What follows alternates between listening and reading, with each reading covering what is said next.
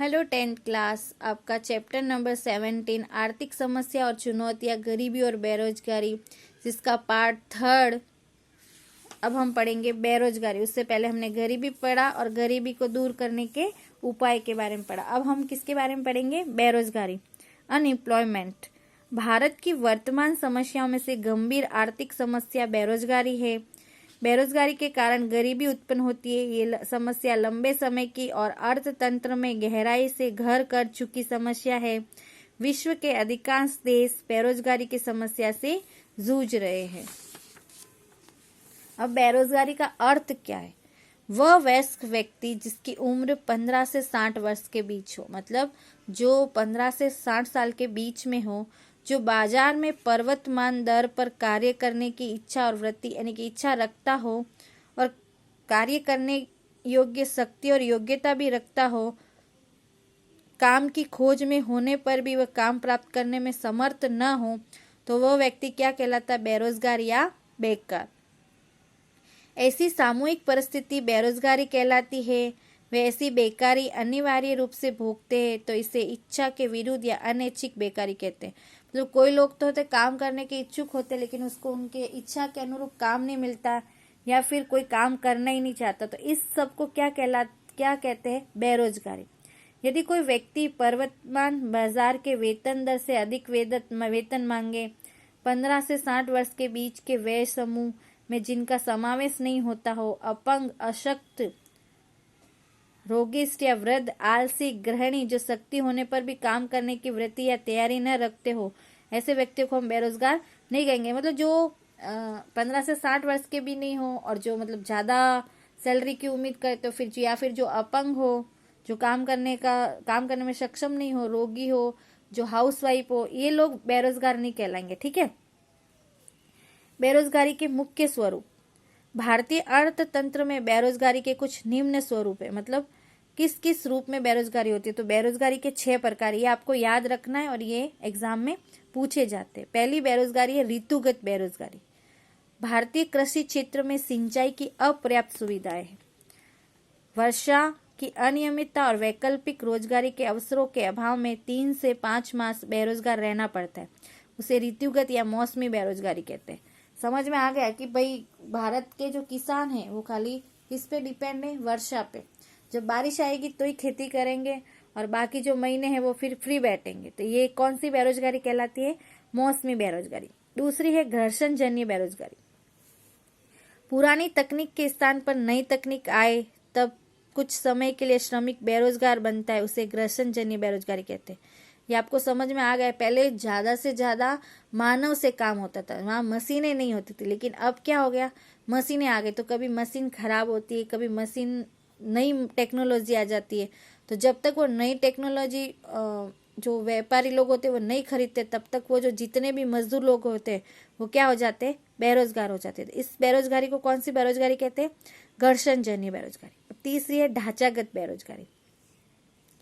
भारतीय अर्थतंत्र पिछड़ा और रूढ़िचुस्त है।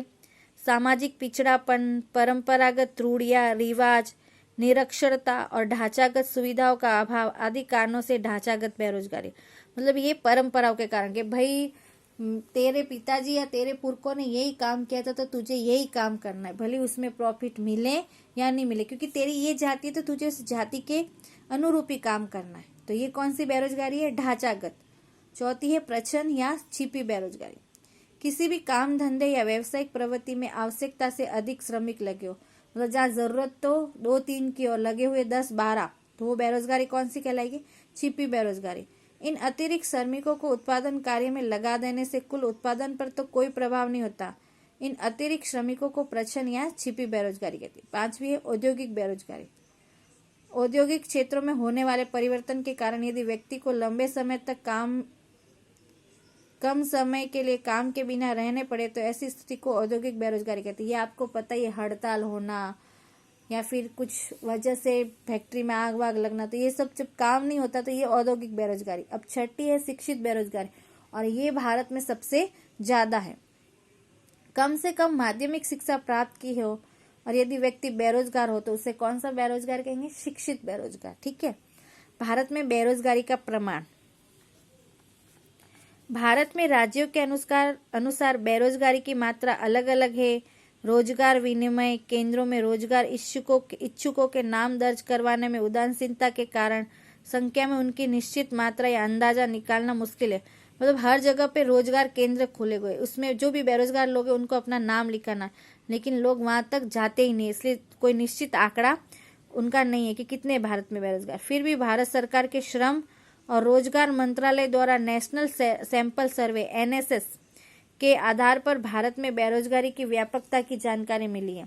सन 2011 की जनगणना के अनुसार 116 मिलियन लोग रोजगारी की खोज में थे, 32 मिलियन लोग अशिक्षित बेरोजगार और 84 मिलियन लोग शिक्षित बेरोजगार थे। जिनकी उम्र 15 से 24 वर्ष की है, ऐसे लगभग 4.70 करोड़ लोग बेरोजगार हैं। लेबर ब्यूरो सर्वे के अनुसार भारत में 2013-14 में बेरोजगारी की दर 5.4% पाई गई थी और गुजरात में प्रति 1012 व्यक्ति 1.2 बेरोजगार थे, मतलब प्रति एक व्यक्ति पर 12,000। भारत में 2009-10 में प्रति 1000 शहरी क्षेत्रों में 34 व्यक्ति 3.4%, जबकि ग्रामीण क्षेत्रों में 16 व्यक्ति 1.6% बेरोजगार थे। शिक्षित बेरोजगारों का अनुपात शहरों में अधिक था। 2013 में स्त्रियों की बेरोजगारी दर 7.7% थी। भारत में सिक्किम, केरल, पश्चिमी बंगाल, उत्तर प्रदेश, छत्तीसगढ़, जम्मू कश्मीर, त्रिपुरा जैसे राज्यों में बेरोजगारी का अनुपात अधिक ऊंचा पाया गया, जबकि हिमाचल प्रदेश, हरियाणा, कर्नाटक, चंडीगढ़ और गुजरात में बेरोजगारी का अनुपात क्रमशः नीचा रहा।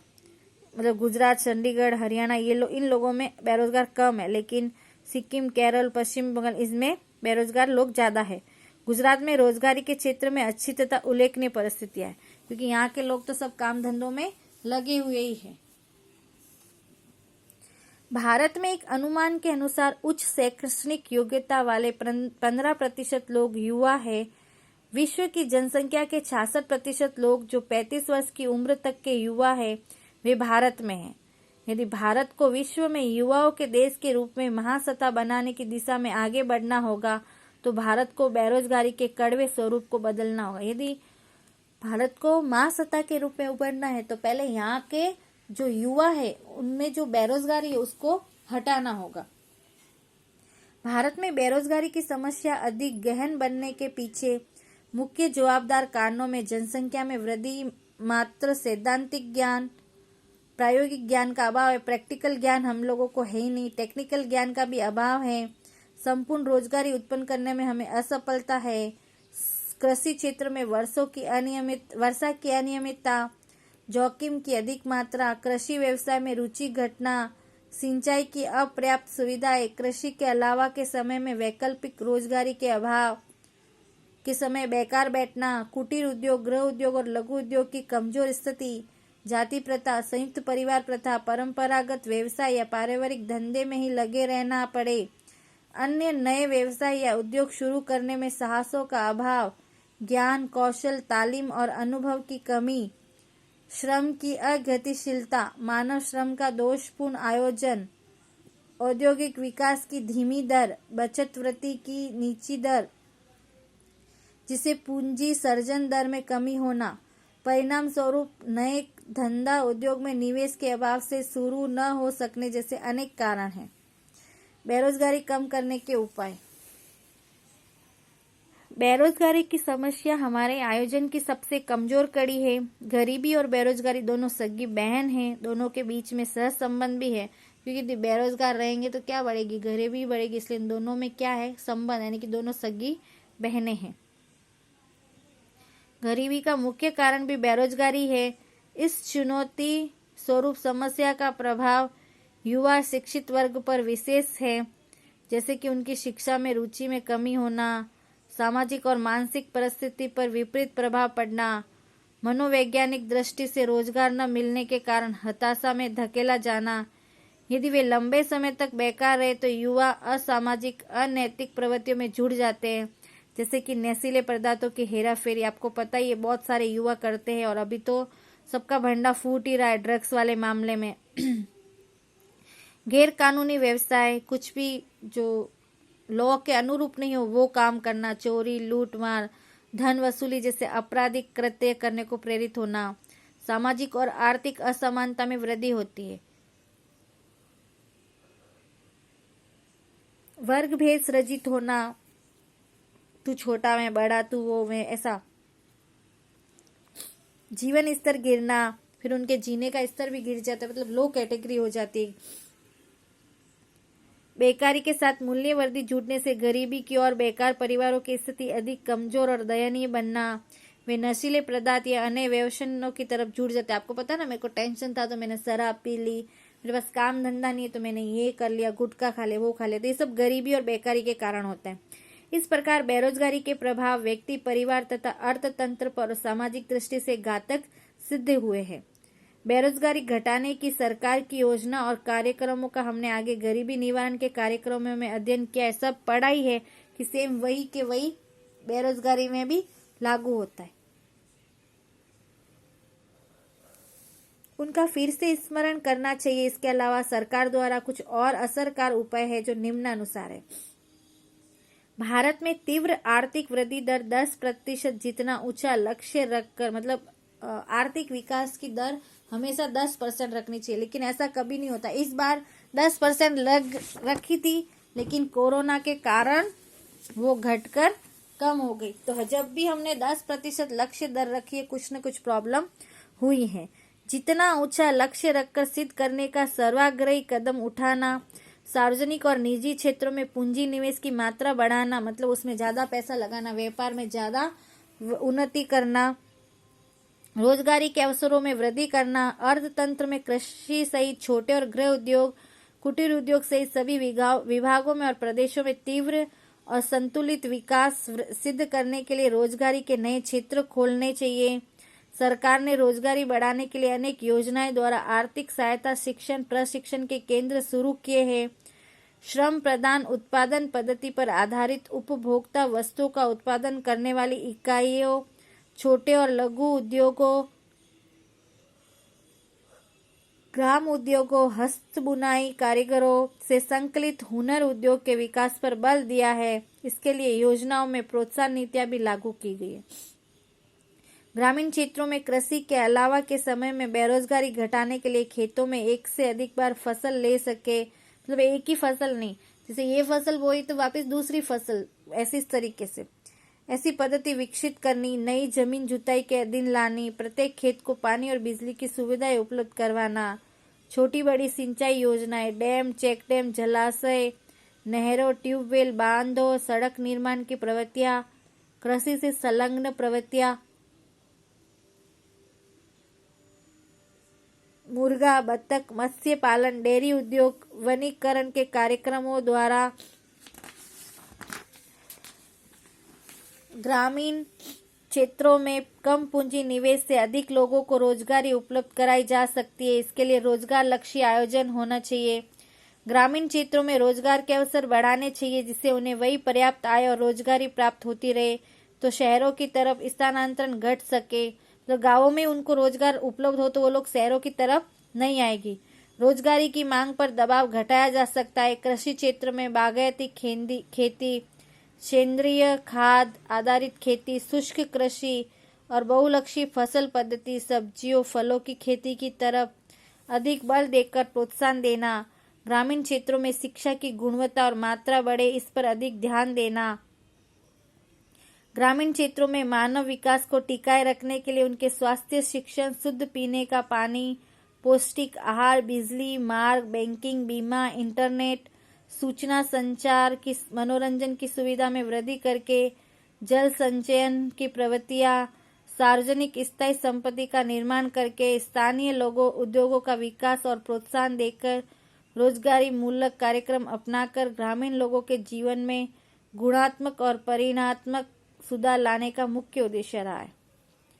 शिक्षित बेरोजगारी और युवा बेरोजगारी में कमी करने के लिए उनमें कौशल का विकास करना और शिक्षण के अनुरूप रोजगार उपलब्ध करवाना, कुशल कारीगर पैदा हो ऐसी व्यवसाय लक्षित तथा तकनीकी शिक्षा की नीति अपनानी, विद्यालय महाविद्यालयों के पाठ्यक्रमों में वहां के स्थानीय उद्योगों की आवश्यकताओं को संतुष्ट कर सके, ऐसे रखना, युवा बेरोजगार को शिक्षण और प्रशिक्षण देकर उनमें विशिष्ट कौशलों की वृद्धि करके उत्पादकता के साथ गुणवत्ता बढ़े, रोजगारी बढ़े, अधिक आय मिले और जीवन स्तर ऊंचा उठे, ऐसे प्रयत्न होने चाहिए।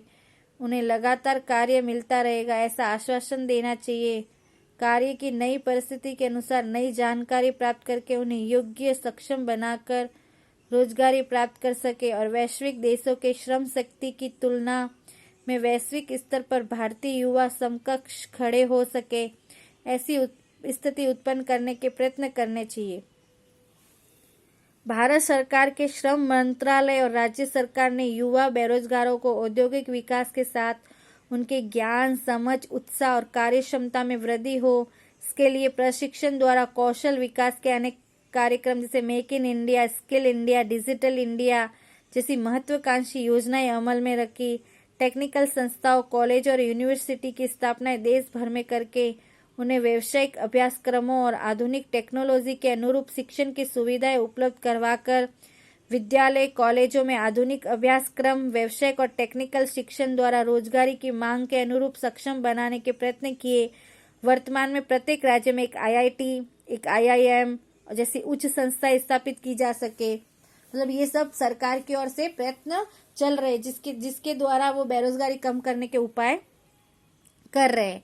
श्रम शक्ति के आयोजन द्वारा सरकार ने रोजगारी के क्षेत्र में नए क्षेत्र खोले जैसे computer technology, information technology, pharma क्षेत्र, बिजनेस मैनेजमेंट, धंधा के व्यवस्थापन, पैकिंग और processing, outsourcing, marketing, catering, event management, office management, hotel management, share stock marketing आदि नए क्षेत्रों में रोजगारी के विपुल अवसर है। मतलब इन सब क्षेत्रों में यदि उनके पास समझ है तो इनमें बहुत सारे रोजगार के अवसर भी हैं। इससे इन क्षेत्रों के अनुरूप स्थानीय आवश्यकताओं के पूरक नए पाठ्यक्रमों को यूनिवर्सिटियों में शामिल किया गया। मतलब जिस जगह पे जिस हिसाब का कोर्स हो उस हिसाब से उन्होंने यूनिवर्सिटी में मतलब नए नए कोर्स लागू किए। उनके अनुरूप प्रशिक्षण संस्थाओं के पाठ्यक्रमों में बदलाव भी किया, जिनके माध्यमों से वे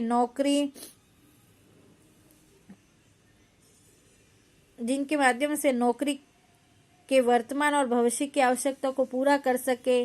श्रम शक्ति की मांग के अनुरूप युवा शिक्षा प्राप्त करने के बाद अपना स्वरोजगार स्थापित कर सके। इसके लिए अल्प समय के डिप्लोमा या सर्टिफिकेट प्रकार के प्रत्यक्ष तालीमी यानी शिक्षा पाठ्यक्रमों जैसे कि स्पिनिंग, वीविंग, टर्निंग, ये सब शॉर्ट टाइम के लिए इसमें सिर्फ डिप्लोमा करते हैं। रेडियो, टीवी, फ्रिज, मोबाइल ऐसी रिपेयरिंग कोर्स शुरू किए गए। ऑटोमोबाइल्स क्षेत्र में आई क्रांति के अनुरूप electronics, computer science, genetic science, aerospace, robot making के क्षेत्रों में भी नए कोर्स का प्रशिक्षण देकर कुशल कारीगरों, इंजीनियरों और टेक्नीशियनों को तैयार किया जा रहा है तथा नए धंधा उद्योग शुरू करने के लिए उद्योग साहसियों को स्टार्टअप इंडिया के अंतर्गत सस्ते ऋण की सहायता भी, जिनको नया बिजनेस चालू करना हो, स्थानीय उद्योगों के साथ रहकर प्रशिक्षण संस्थाओं का सहयोग परस्पर संकलन द्वारा संभव बना है, जिससे स्थानीय आवश्यकताओं की मांग के अनुसार श्रम की आपूर्ति द्वारा रोजगार के नए अवसरों का सृजन करके व्हाइट कॉलर जॉब के स्थान पर सरकारी आर्थिक सहायता द्वारा स्वरोजगारी उत्पन्न हो। ऐसे शैक्षणिक पाठ्यक्रमों में और शैक्षणिक खर्च कम तथा प्रवेश सरल बने, ऐसा वातावरण सृजित करना चाहिए और योग्य सुदृढ़ ढांचा तैयार करना चाहिए। उद्योगों संबंधी विकास सिद्ध हो, नए रोजगारी के अवसर सृजित हो, इसके लिए नए उद्योग व्यापार की शुरुआत हो, ये आवश्यक है। युवाओं में उद्योग साहसिकता बढ़े, कुशलता, संगठन शक्ति के साथ पूंजी निवेश जरूरी हो। सरकार द्वारा कम पूंजी निवेश से प्रारंभिक कम मार्जिन के साथ यंत्र, कच्चा माल या ऑफिस फर्नीचर खरीदने के लिए कम ब्याज दर पर कर्ज की सुविधाएं, बिक्री के लिए सहायता जैसी अनेक योजनाएं स्वरोजगारी के अवसरों को प्रोत्साहन देने के लिए अनेक कदम उठाए हैं। धंधा शुरू करने और चलाने के लिए टेक्निकल और व्यावसायिक ज्ञान, प्रशासन की कुशलता, कौशल और साहित्य देने का कार्य सरकारी प्रयत्नों के अधीन भी हुआ है। बैंकों, वित्तीय संस्थाओं द्वारा आर्थिक सहायता, सस्ती सरल लोन की सुविधाएं और स्थानीय व्यापारिक संगठनों और सेवाभावी संस्थाओं के प्रयासों से महिलाओं के लिए गृह उद्योग स्थापित कर उन्हें स्वरोजगारी प्रदान की जा रही है। इस प्रकार परंपरागत व्यवसायों में से बाहर निकलकर परिवार के सदस्यों की एक नई पीढ़ी तैयार हुई है, जिन्होंने नए नए व्यापार धंधे और औद्योगिक क्षेत्र की क्षितिजों का विस्तार किया है। रोजगार विनिमय केंद्र रोजगार खोजने वाले व्यक्ति, श्रमिक, जिनके पास रोजगार नहीं है तो हर जगह पे रोजगार विनिमय केंद्र है। श्रमिक, मजदूरों या शिक्षित, कुशल, अर्धकुशल युवाओं को काम देने वाले मालिकों को जोड़ने की कड़ी का रूपकारी, और वहां जाकर मतलब अपना पंजीकरण कराना चाहिए, नाम लिखवाना चाहिए, तो आपको रोजगार मिल सकता है। ये संस्था शिक्षित बेरोजगारों को नामांकित करके काम के स्थान, प्रकार की विश्वसनीय जानकारी भी देता है, कार्य क्षेत्र पसंद करने का मार्गदर्शन भी देता है। ये केंद्र रोजगार, कारकिर्दी जैसे मैगजीन और सामयिकों द्वारा रोजगार की पर्याप्त जानकारी भी देता है, मतलब उनकी पत्र पत्रिका भी आती है जिससे पता चले कि कहाँ वैकेंसीज है। मॉडल कैरियर सेंटर द्वारा तथा हेल्पलाइन नंबर 1800-425-1514 द्वारा लोगों को आवश्यक जानकारी, स्किल प्रोग्राम, रोजगार मेला आयोजित करने की मुफ्त सेवा देता है। दिसंबर 2015 तक देश में 947 रोजगार विनिमय केंद्र थे, जिसे दिसंबर 2013 में 468.23 लाख बेरोजगार देश में और गुजरात में 8.30 लाख बेरोजगार दर्ज किए गए। अब विश्व श्रम बाजार। विश्व के देश अपने श्रमिकों का आदान प्रदान करते हैं, मतलब हमारे यहाँ से श्रमिक बाहर जाते हैं और बाहर से हिंदुस्तान में भी काम करने आते हैं, उसे हम विश्व श्रम बाजार कहते हैं। अंतर्राष्ट्रीय स्तर पर श्रमिकों का एक देश से दूसरे देश में स्थानांतरण रोजगारी के लिए, व्यापार धंधा, प्रशिक्षण, पढ़ने के लिए भी हो सकता है, ट्रेनिंग के लिए भी हो सकता है, उच्च अध्ययन के लिए भी होता है। इसे श्रम की अंतर्राष्ट्रीय गतिशीलता कहते हैं। शैक्षणिक ज्ञान, उच्च तकनीकी ज्ञान और कौशल प्राप्ति हेतु विदेशों में अधिक आय, अधिक सुविधा और अधिक अच्छी नौकरी की खोज में बुद्धि धन का बहिर्मन, मतलब हम वहाँ बुद्धि लगाते हैं और वहां से हमें क्या मिलता है, व्यापारी विदेशी धन, ब्रेन ड्रेन, अंतर्राष्ट्रीय स्थानांतरण, मतलब अंडरलाइन कर लेना। इसका मतलब क्या है कि हम हमारी बुद्धि कहाँ यूज करते हैं, विदेशों में, और वहां से हमें क्या मिलती है, विदेशी मुद्रा। सामाजिक स्थिति बढ़ाने वाला ये विदेश गमन अब अधिक ध्यान आकर्षक रूप में से प्रचलित हुआ है, क्योंकि अब तो किसी को भी विदेश जाना है। बुद्धिशाली और प्रतिभाशाली व्यक्तियों, प्रशिक्षण प्राप्त कुशल और दक्ष कारीगरों का अन्य संपन्न और वैज्ञानिक विचार नहीं, अन्य देशों में स्थानांतरण होने का, वही स्थायी रूप से बसने की संभावना के कारण हमारे देश में प्रतिभावान, टेक्निकल ज्ञान संपन्न और वैज्ञानिक विचार वाले तेजस्वी प्रतिभाओं की कमी पाई जाती है, क्योंकि सब लोग कहाँ आकर्षित हो रहे, बाहर जाने के लिए, इसलिए हमारे भारत में इसकी कमी हो रही है। वैश्वीकरण और उदारीकरण के कारण अर्थव्यवस्था में एक नई स्थिति का सृजन होने लगा है। अत्याधुनिक कुशल और सूचना तकनीकी, IT, संचार टेक्नोलॉजी, बायोटेक्नोलॉजी, कंप्यूटर, चिकित्सा के क्षेत्र में ज्ञान और कौशल प्राप्त करने वालों की